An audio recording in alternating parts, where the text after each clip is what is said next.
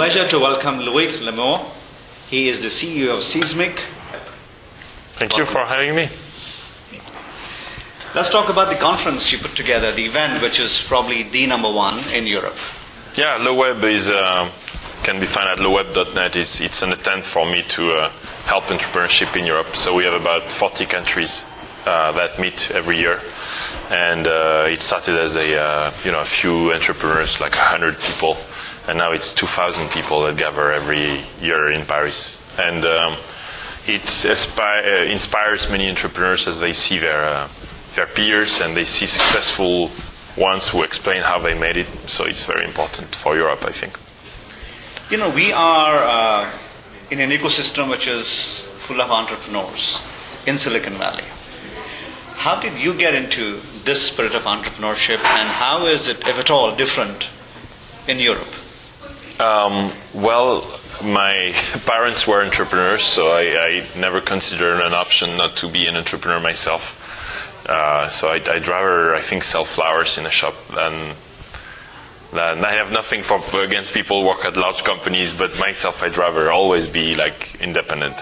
And so is it different there? Yeah, probably it's just slower and more difficult in Europe because it's more difficult to find money, for example.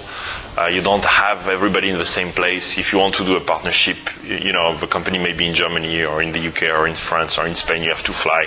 Here, everybody is around the corner, which I like. You want to do a partnership with Google, you drive and you stop by and you have coffee.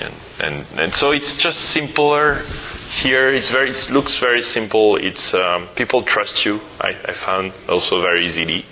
Now you don't have to disappoint them after, but it's very easy to do things, and then obviously it's up to you to succeed or not. But I think the two unique things about Silicon Valley is, one, the level of smart people at the same place, and two is that everything is a block away, almost. It's amazing you still attract thousands of people to the conference, but there must be something that people are either looking for or already have to share. It's not just, people come there by accident. It is designed for people who are entrepreneurs. Yeah, well, we have about 20 startups that present. And that didn't exist in Europe before, this model of learning from other entrepreneurs. And so the reason they come is to learn. They meet already successful entrepreneurs like Niklas and from Skype, for example. They have all the VCs and the business angels in one room.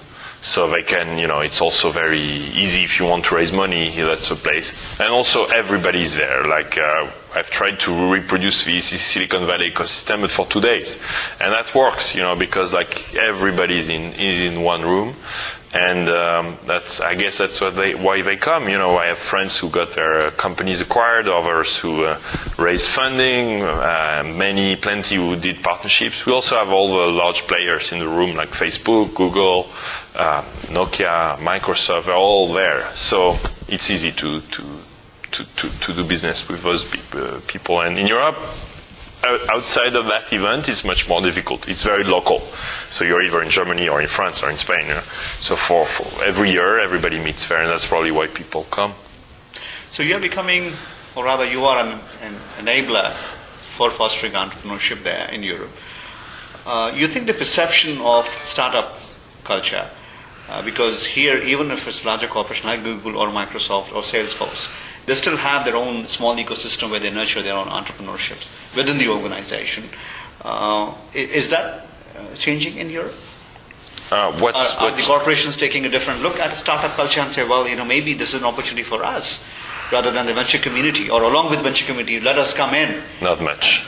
No, not much. Frankly, the corporations and large companies in Europe are not too interested in startups.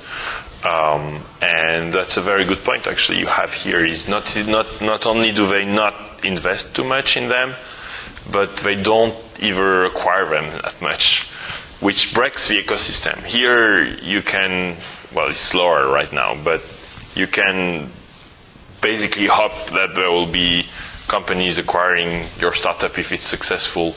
And that doesn't, that happened during the internet bubble there in 2000, where all the industrial groups started to acquire like crazy, and I got, most of them got like burnt a little bit, and they have not started again.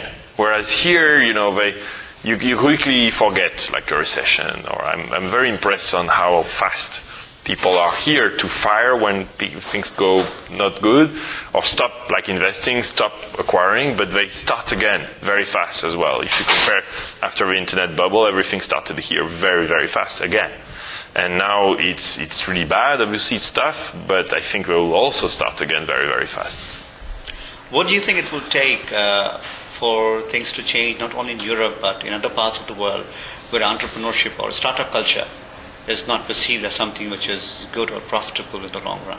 I think what it takes is for us to help anybody who wants to be an entrepreneur understand that it's not that difficult, and that's not, it's not impossible. It's about showing them the best example, showing them that even a small startup can be achieved pretty easily. It can be a startup of one, and it's just a spirit of taking risk and focusing on execution.